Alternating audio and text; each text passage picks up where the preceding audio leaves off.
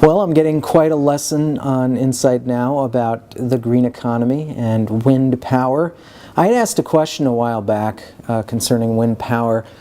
Should we be developing wind energy in Minnesota if we're going to then sell that energy outside of the state?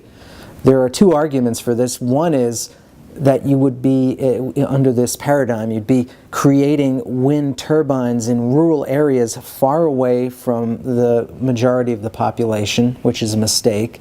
The other argument basically says, how are you going to replace coal and oil energy if you're selling that energy to other folks? Well, Bob Peterson, who is the chairman of the Planning Commission in Winona County, had some answers for that. First, he said you develop these turbines in rural areas because of the noise that these turbines make, because of the flicker, the rotors cutting through the sunlight. It kind of drives folks crazy, I guess.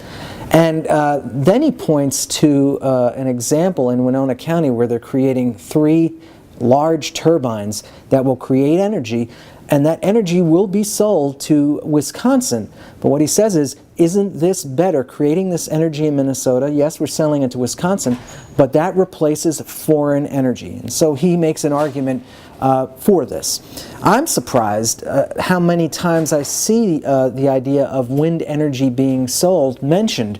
Matt A., who's in this community, talks about how he's actually working on a wind farm development in South Dakota. He says that energy is going to be actually sold to the East Coast. And finally, there's a guy by the name, he goes by the name of Kati in our community.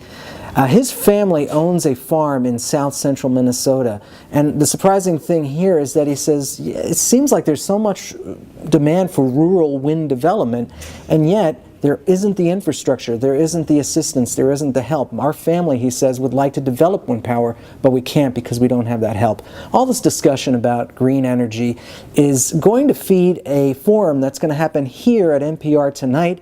Lois Quam, who's a green economy advocate, will be here, and you could discuss this issue right now and help inform that conversation.